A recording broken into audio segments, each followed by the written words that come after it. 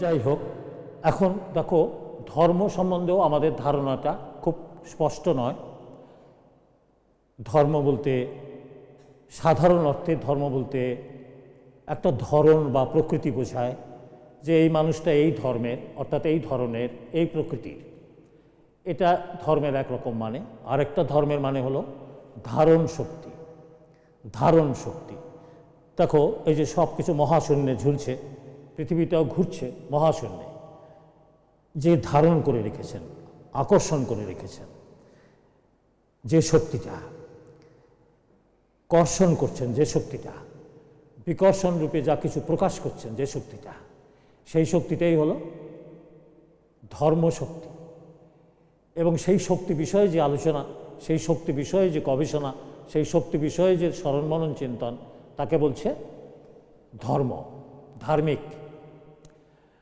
আনুষ্ঠানিকতাটা ধর্মে শিক্ষানবিশ।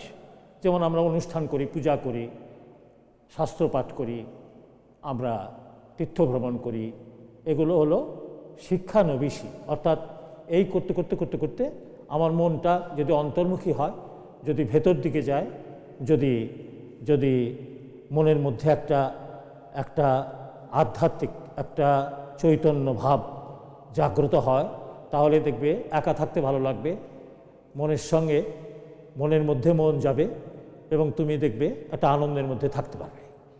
সেগুলো সব লক্ষণ। সেই লক্ষণ থেকে বোঝা যায় কে আধ্যাত্মিক পথে এগোচ্ছে আর কে এগোচ্ছে না। ঠিক আছে না?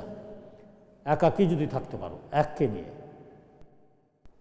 তাহলে তোমাকে ধার্মিক হতে হবে। অর্থাৎ যে ধারণ শক্তি, সেই ধারণ শক্তি সম্বন্ধে তোমার একটা ধারণায় যেতে হবে, বা একটা আকর্ষণ, গুরুকৃপা ছাড়া হয় না এটা, সেই আকর্ষণের মধ্যে তোমাকে যেতে হবে। তাহলে তুমি ধার্মিক হবে। আর ধার্মিক হলেই তুমি একাকী থাকতে পারবে। একম অদ্বিতীয়ম যিনি, তিনি ধর্ম বা ধর্মের ধারক, বা ধর্ম তার থেকে এসছে। সুতরাং ধর্মের মাধ্যমে যদি তুমি তার সঙ্গে যোগযুক্ত হতে পারো, তাহলে তুমি অনেকটা নির্বিকার হতে পারবে, নিরপেক্ষ হতে পারবে, একটা শান্ত হতে পারবে, শান্তি পেতে পারবে। ঠিক আছে?